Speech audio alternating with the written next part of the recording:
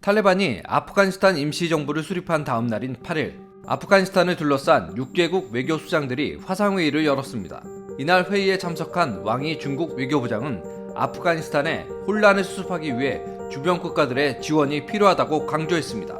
그러면서 아프가니스탄에 2억 위안, 우리 돈으로 360억 원의 식량과 원동물자, 의약품을 지원하겠다고 밝혔습니다. 중국은 왜 아프가니스탄을 돕는 걸까요? 정치학 박사이자 세종연구소 안보전략연구실 정재흥 연구위원을 만나 관련 이야기를 들어봤습니다. 미국은 당시 9.11 테러의 배후로 오사마 빈 라덴과 그를 추종하던 조직 알카에다를 지목했습니다. 이들을 숨겨준 게 바로 당시 아프간 정권을 장악하고 있던 이슬람 무장 조직 탈레반입니다. 탈레반은 빈 라덴을 넘기라는 미국의 요구를 끝내 거부했고, 미국은 이에 대한 보복으로 아프가니스탄을 침공했습니다. 미군과 연합군은 한 달 만에 탈레반을 수도 카불에서 몰아내는 데 성공했습니다. 트럼프 시절 탈레반과 평화협정까지 맺으며 병력을 줄였던 미국은 결국 완전 철군을 결정했습니다. 아프가니스탄 전쟁이 발발하고 20년 만의 일입니다. 기회를 엿보던 탈레반은 기다렸다는 듯 아프가니스탄 영토를 하나둘 장악하더니 석 달 만에 수도 카불까지 손에 넣었습니다. 미국이 떠난 뒤 정부의 지원을 거의 받지 못한 아프가니스탄 군은 별다른 저항 없이 와해됐습니다. 그리고 지난 7일 탈레반은 아프가니스탄 과도 정부 수립을 발표했습니다. 세종연구소 안보전략연구실 정재웅 연구위원은 탈레반이 아프가니스탄 전쟁에서 20년간 세력을 유지할 수 있었던 이유는 파키스탄의 보호가 있었기 때문이라고 말했습니다. 아프간 지도를 보면 그 가장 큰 국경을 맞대고 있는 데가 파키스탄이거든요. 그러니까 우리가 이제 뭐 이 자료에서 보면 알다시피 그 당시 이제 테러와의 전쟁을 하면서 상당 부분의 탈레반의 고위 관료들이나 이런 핵심 간부들이 파키스탄으로 다 이렇게 피신을 갔어요. 근데 이제 이 전쟁이라는 게 그렇잖아요. 그 뭐 파키스탄을 공격할 수도 없는 거고, 전쟁은 했지만 사실상 어떻게 보면 탈레반의 수뇌부들은 계속 어떻게 보면 파키스탄의 보호 아래 있었다는 것이고, 그러한 것들이 결국은 이 탈레반이 이제 20년간 전쟁을 하면서도 좀 계속 생존을 할 수 있었던 그런 측면이 좀 있지 않았나. 탈레반은 이슬람 율법인 샤리아법을 엄격하게 해석해 이를 근거로 여성과 아이를 탄압, 국제사회로부터 비판을 받던 조직입니다. 현재 탈레반은 여성들의 사회 참여 허용 등 잇따라 유화적인 발언을 내놓으며 과거와는 달리 국제사회로부터 합법성을 인정받기 위한 포석을 놓고 있는데요. 정 의원은 이에 대해 개방적인 삶을 경험한 아프가니스탄의 도시 젊은이들이 탈레반의 이슬람 극단주의 정책을 서서히 변화시키는 동력이 될 수 있지만 근본적인 변화는 어려울 것이라고 전망했습니다. 아프간도 이제 어떻게 보면 20년간 내전을 통해서 많은 걸 겪었단 말이에요. 그러니까 겪었다는 건 뭐냐면 어쨌든 20년 동안 탈레반이 아닌 새로운 아프간 정부를 통해서 국민들이 그런 것들을 맛을 봤단 말이죠. 완전히 이슬람 원리주의적인 그런 과거의 탈레반처럼 간다고 했을 때는 국민들이 과연 그것을 얼마만큼 수용할 수 있느냐의 문제가 있는 거죠. 그랬을 때는 내부적인 또 반발 가능성도 있고, 아프간이라는 나라가 지금 되게 복잡한 나라예요.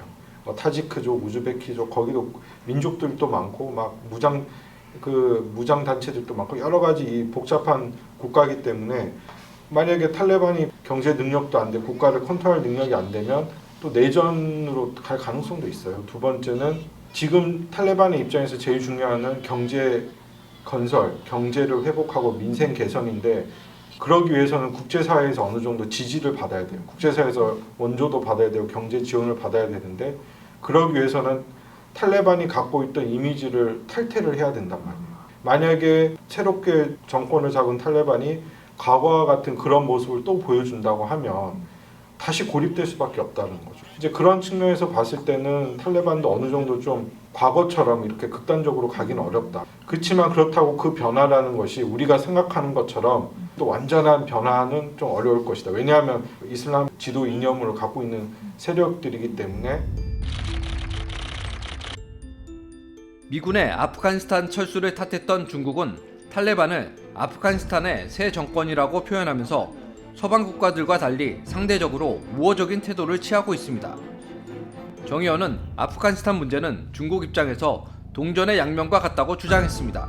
탈레반의 재집권이 한편으로 전략적 도전이 될 수 있고 또 한편으로는 기회가 될 수 있다는 겁니다. 두 가지 측면이 있는 것 같아요. 이 동전의 양면이라고.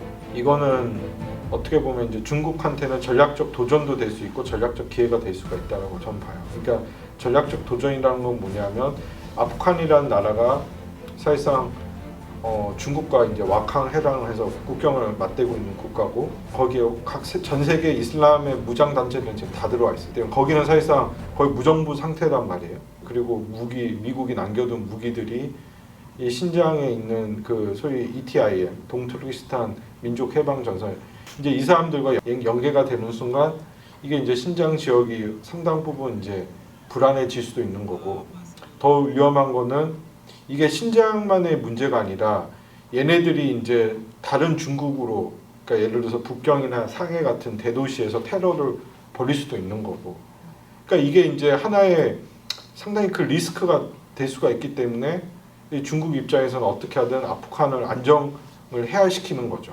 이런 아프간의 문제가 중국으로 이렇게 번지지 않도록 해야 되는 이제 그런 측면이 하나가 있는 거고 중국이 지금 파키스탄과 이란을 통해서 지금 1대1로 전략을 펼치고 있습니다. 그래서 지금 파키스탄이랑은 그 경제회담이라고 해서 중국이랑 파키스탄까지 이제 그 쿼다드 항구까지 연계되는 그 1대1로 전략을 하고 있거든요.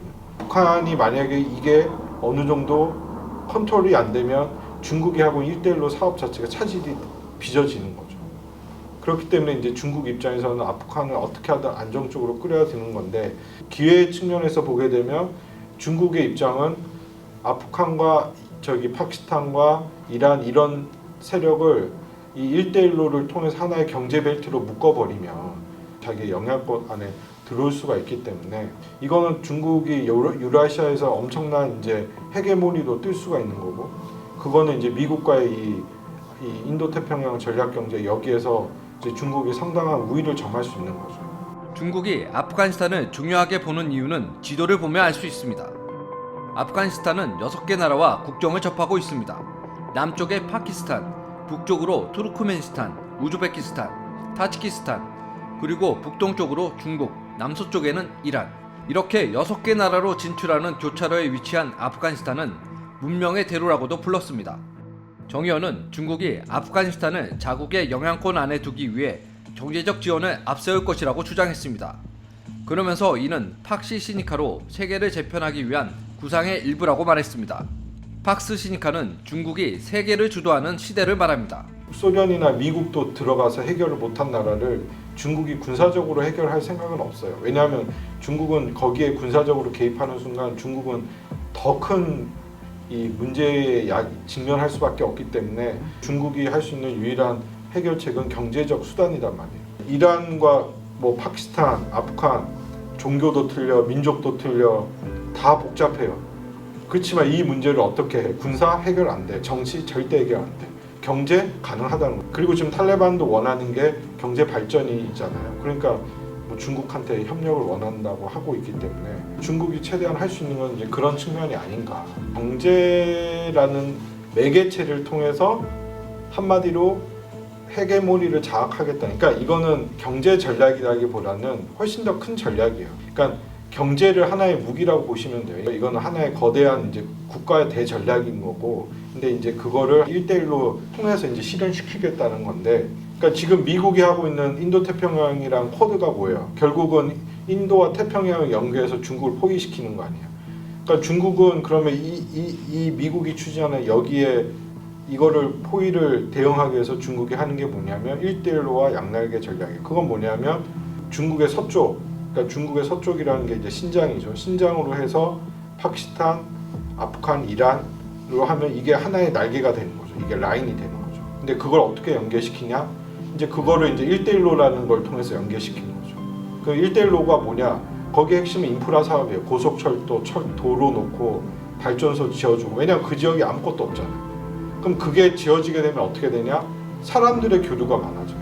그럼 자연스럽게 중국의 영향력이 확대가 되는 거죠.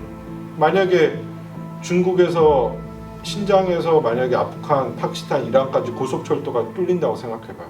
그럼 중국 사람이 하루에 막 100만 명씩 거기를 이제 간다고 생각해봐요. 그러면 그 지역은 사실상 중국화 되는 거야. 인적 교류가 많아지기 시작하면 싫든 좋든 그 영향력이 확대될 수밖에 없다는 것이죠. 중앙아시아, 타지키스탄, 키르기스탄, 우즈베키스탄도 지금 1대1로 하잖아요. 중국을 통해서 다 그런 식으로 연계를 시켜줘, 네트워크화 시켜버려. 그러면 유라시아의 국가들이 다 어떻게 보면 중국의 친중 국가화가 될 수 있다는 것이죠.